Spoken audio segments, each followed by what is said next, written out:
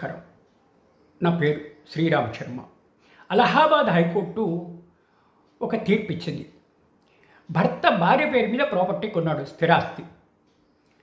భార్యకి సంపాదన లేదు, ఆమె ఎక్కడ ఉద్యోగం చేయట్లేదు, ఆవిడ హౌస్ వైఫే. భర్త ఇచ్చిన డబ్బులతోనే ఆమె పేరు మీద ప్రాపర్టీ కొంది. మరి ఆమె పేరు మీద కొన్న ప్రాపర్టీ ఆమె సొంతంది అవుతుందా, కుటుంబానికి చెందింది అవుతుందా అంటే ఇదే ప్రశ్నను నివృత్తి చేస్తూ అలహాబాద్ హైకోర్టు ఒక తీర్పు ఇచ్చింది.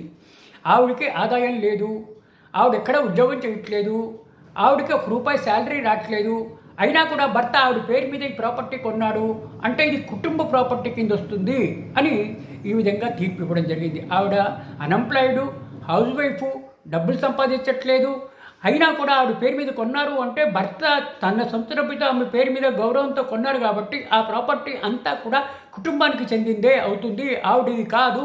ఆవిడ పేరు మీద కొన్నంత మాత్రాన ఆ ప్రాపర్టీ ఆవిడది కాదు, ఆవిడకి ఏ హక్కులు ఉండవు, ఈ కుటుంబం మొత్తంది అని చెప్పి అలహాబాద్ హైకోర్టు ఈ విధంగా తీర్పు ఇవ్వడం జరిగింది.